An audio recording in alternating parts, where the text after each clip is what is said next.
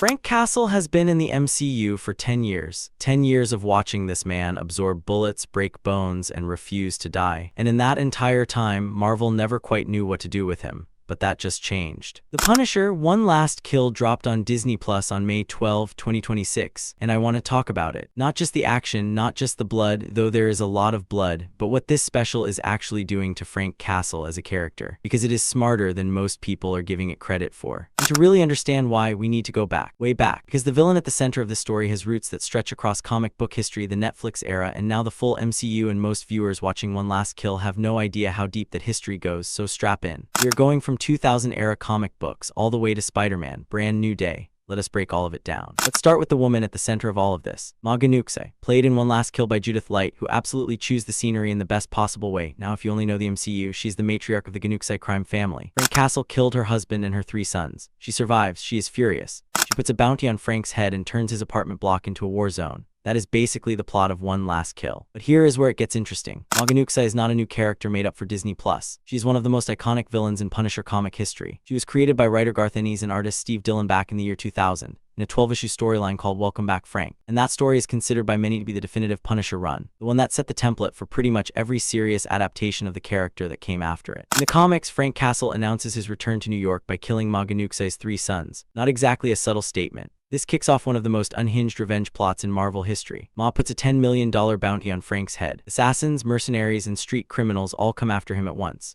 Sound familiar? Because that is basically the plot of One Last Kill, almost beat for beat. But here is where the comic version goes places the Disney Plus version absolutely does not. Frank lures Ma Gnucci and her men into the Central Park Zoo. He has no weapons, so he improvises. He feeds one guy to a piranha tank, tosses another one to a snake. And then, and I cannot stress enough that this actually happened in a mainstream Marvel comic, he punches a polar bear in the face to make it angry, then climbs out of the enclosure, leaving Ma Gnucci and her men inside with the now very angry polar bears. Ma survives. She loses all 4 of her limbs, but she survives. And her first act back home limbless is to order one of her cousins shot in the head for asking how she was doing. The woman is not one for small talk, and what finally ends her. Frank drives to her mansion and burns it down with her still inside. So when you watch One Last Kill and think Ma Gnucci gets off easy, you are not wrong. But that is kind of the point, and we will get to that. Here is something One Last Kill never tells you directly, but that makes the whole thing land so much harder if you know it. The Gnucci family has been in Frank Castle's MCU story from the very beginning. Go back to Netflix's The Punisher Season 1. The premiere episode. Frank is cutting through organized crime in New York, and one of the early targets is Tony Gnucci, a key figure in the family. Frank killed him back then. That was the opening shot in a war with this family that has apparently been running in the background this entire time. So when One Last Kill opens with Frank having just finished wiping out the remaining Gnucci members, that is not a new conflict. That is the closing chapter of a war that started in the very first episode of his very first solo series. Nearly a decade of story, bookended by the same criminal organization. And that is what makes Ma Gnucci's role in this special so satisfying for longtime fans.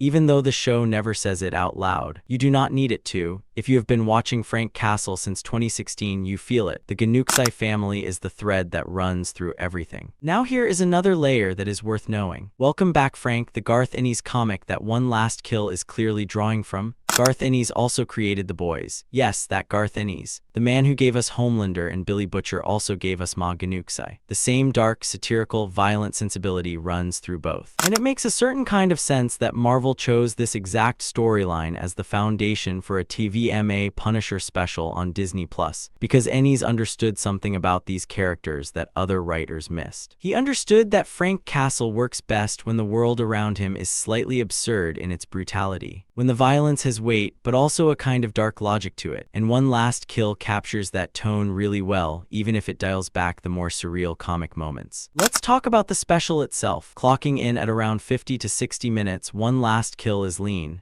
It is not trying to be a 6-episode arc. It is more like a contained thriller. Think The Raid or Dread, but with 10 years of emotional backstory baked in underneath the action. Jon Bernthal co-wrote this alongside director Reinaldo Marcus Green, and that collaboration shows. This does not feel like a studio product handed off to someone to execute. It feels like people who actually care about Frank Castle as a character sat down and figured out what the next honest chapter of his story should be. The structure is straightforward but effective. Frank has just finished his mission, the thing that has been driving him since his family was murdered. The vengeance is done, and instead of feeling relief, he is falling apart. The hallucinations are back. His PTSD is wrecking him. He is wandering through life with no purpose because the purpose he built his entire existence around is gone. Jason Armour returns as Curtis Hoyle. Kelly Barrett returns as Maria Castle, Frank's dead wife. They appear in his head, and Bernthal plays all of it with the kind of physical and psychological exhaustion that makes you feel the weight of this character without any of it needing to be explained. Then Ma Gnucci turns Frank's apartment building into a kill box, and the second half of the special becomes a relentless siege sequence. Dozens of criminals, one building, Frank in the middle. Reviews have compared it favorably to the raid and assault on Precinct 13, and that comparison is earned. But here is the piece that I think deserves more attention. In the original comics, Ma Gnucci dies horribly, burned alive in her mansion. Frank shows her no mercy whatsoever. In one last kill, Frank has a clear shot at ending her permanently, and he chooses not to take it. He chooses instead to protect a coffee shop owner and his daughter. That is the entire thesis of this special, wrapped up in one decision. Frank Castle spent a decade in the MCU as a man defined entirely by what he lost. Every choice, every bullet, every broken bone was in service of avenging his family. And now that revenge is done. The question that one last kill is asking is,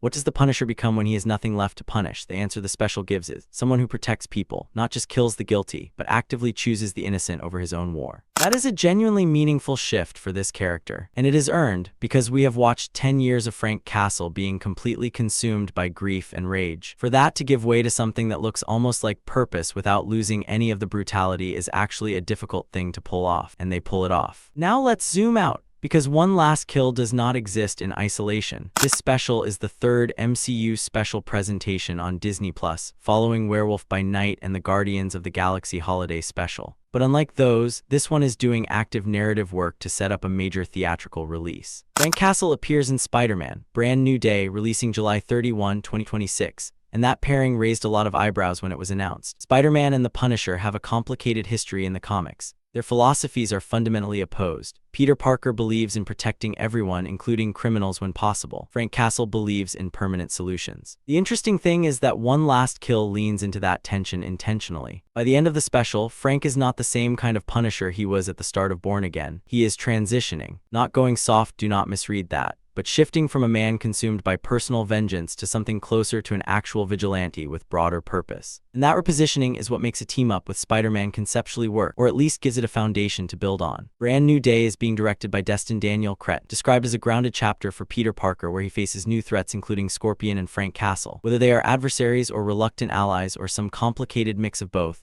is something we are going to find out in July. What we do know from reports is that the Punisher special seeds specific plot threads for Brand New Day. There are references to a rivalry with Tombstone. There are elements connected to Sadie Sink's character, who has been rumored for some time to be playing a significant role, potentially Jean Grey, which would push this corner of the MCU toward mutant territory. That is speculation, but it is informed speculation. What is not speculation is that Marvel Studios has been deliberately building something with the street-level MCU for the past 2 years. Daredevil, Born Again brought back Matt Murdock and Frank Castle in a grounded, grittier format. One Last Kill deepens that. Brand New Day connects it to the broader theatrical universe. And there are already reports that Daredevil, Born Again Season 3 will reunite the Defenders, bringing back Jessica Jones, Luke Cage, and Iron Fist. The Punisher finding a new purpose in One Last Kill is not just a character beat for this special. It is the foundation for a much larger role in the MCU going forward. I want to take a moment here to talk about the performance, because it is doing a lot of heavy lifting and it deserves recognition. Jon Bernthal has been playing Frank Castle for a decade, and the way he plays this character has always been rooted in something genuinely raw. The physical presence is obvious. The man looks like he was built in a military research lab, but what makes Bernthal's Punisher work is the fragility underneath the violence. Frank Castle is not a power fantasy. He is a broken person who turned his grief into a weapon, and Bernthal plays every layer of that. In One Last Kill, reviews are calling this potentially his best performance in the role. The psychological deterioration in the first half, the hallucinations, the way Frank moves through the world like someone who no longer knows why he is still alive, all of that lands before a single punch is thrown. And then the action hits, and it is exactly what you want. Brutal, efficient, and personal. This is not Marvel's typical choreographed superhero action. This is closer to the kind of violence that feels like it has consequences. People describe the fight sequences as raid level, and that is not hyperbole. Bernthal co-wrote the script with director Reinaldo Marcus Green, and he described the special himself as the most psychologically complex, darkest version of the Punisher you are going to see. That is the writer-actor understanding the character deeply enough to push him somewhere new while keeping everything that made him work in the first place. Judith Light as Ma Gnucci is also worth highlighting. She is playing someone who has lost everything and chosen spite as her survival mechanism,